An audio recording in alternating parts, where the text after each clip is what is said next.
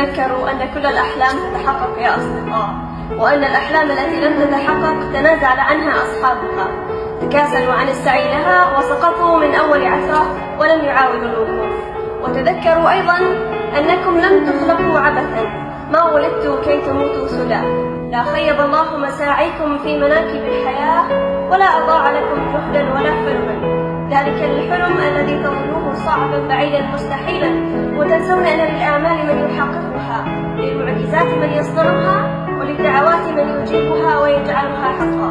عندما يبقى الأمل تحت أزقة الظلام تذكروا أن هناك رب يمرر لكم ما تشاءون، فقط ضعوا إيمانكم في خالقكم.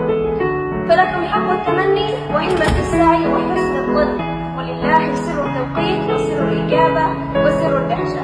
لا تتخلوا عن أحلامكم مهما بدت لكم مستحيلة، فمن يسعى بصدق خلف هدفه